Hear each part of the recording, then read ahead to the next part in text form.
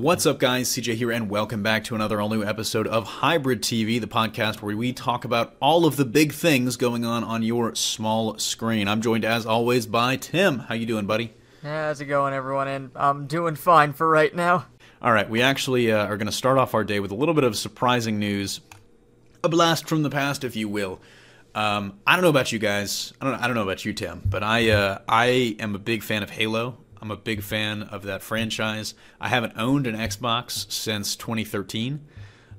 So I played Halo 4 was my last game that I played. I never played 5. Never got to play the Master Chief Collection. Yeah, I haven't played any of them since 3. I only ever owned an Xbox 360. The other two I played with like friends and whatnot. But yeah, I'm not a big first-person shooter person, so I never really owned it myself. Though I do technically own 3.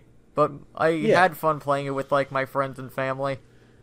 It's just one of those, it was so mind-blowing, especially when the first one came out. I was too young to play the first one when it came out. I played 2, when that one came out, and then 3, like, when it was a big thing, and 4, and I've just, it's something that I grew up with. Huge fan of the franchise. Unfortunately, haven't been able to play 5, Reach and ODST, all those games.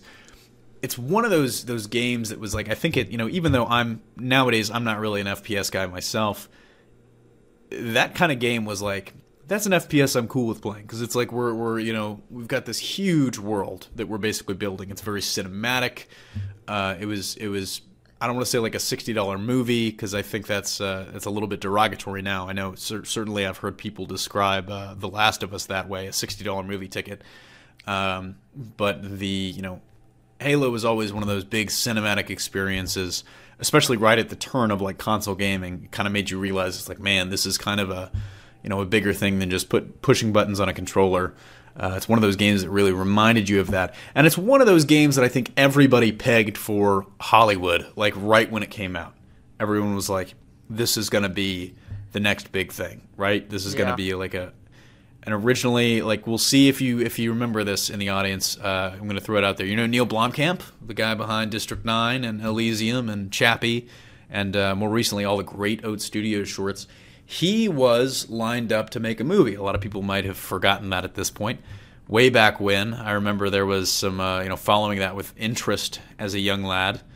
I remember they had like a warthog like concept they had done. It just looked like a Nissan Murano that they had painted green and put a machine gun on the back of it. But whatever, it still looked cool. I was still excited.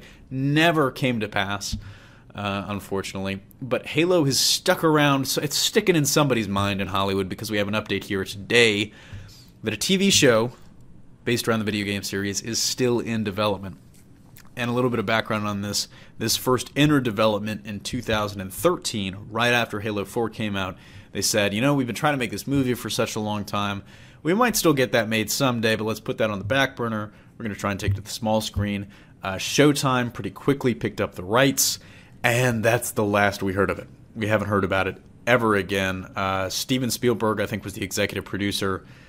He wasn't really developing it himself, I don't think, but he was definitely kind of like looking over it, shepherding the production, if you will. And this reared its head this past weekend at the Television Critics Association Winter Press Tour, where we got a ton of updates and some renewals about major shows and tons of news that we'll talk about later today. And he was asked specifically, I guess somebody just decided to lob him that question, and thank God they did, because now we're talking about it. The Showtime's president, David Nevins, said it is still in very active development. He wouldn't say anything else, but he did confirm that he has seen scripts for the show. That's not necessarily an indication that the TV show is going to get made like next week, or that we're going to get a trailer like 2 days from now. But what do you think about this, Tim? What do you make of a Halo TV series still kicking around?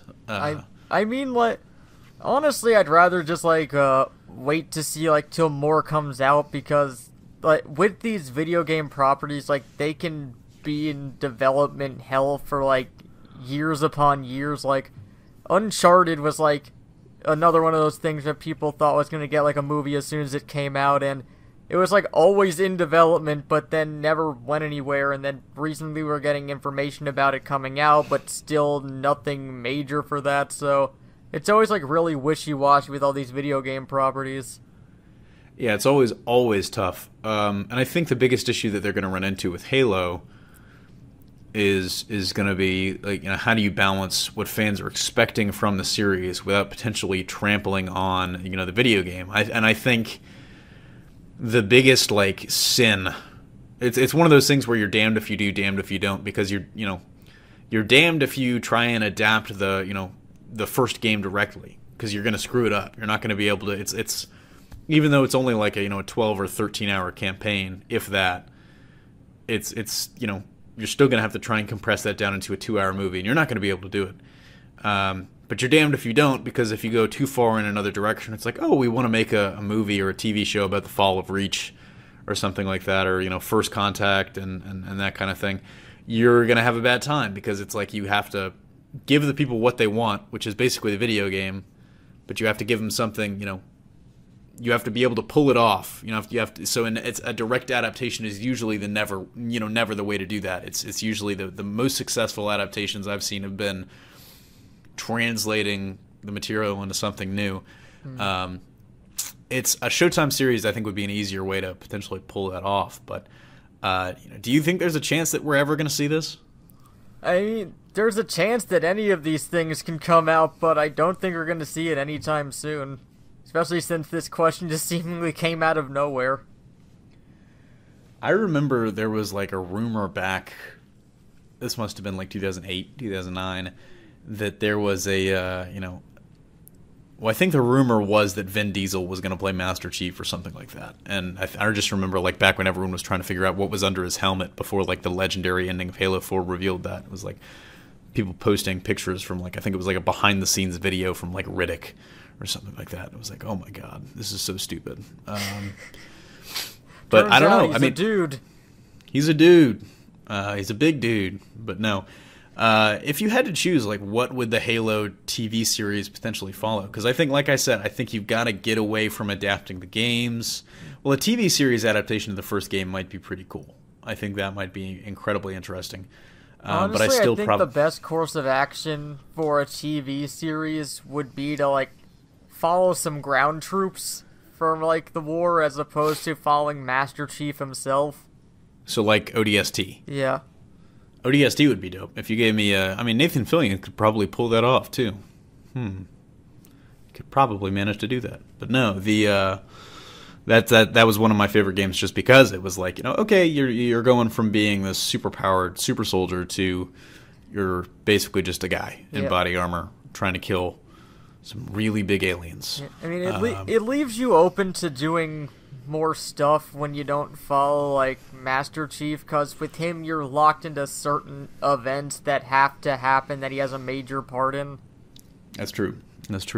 And with him, it's like either you're doing a direct adaptation of the games, or you're finding some time before, a prequel to the first game, or sometime after, which kind of steps on the feet of future games potentially. And I'm sure that they're currently developing Halo 6 somewhere. Yeah. But really interesting to follow. We'll see if this is going to become a thing. Gary Levine, who's the president of programming, said that it's absolutely in development. It's moving forward. They're encouraged by what they've seen so far.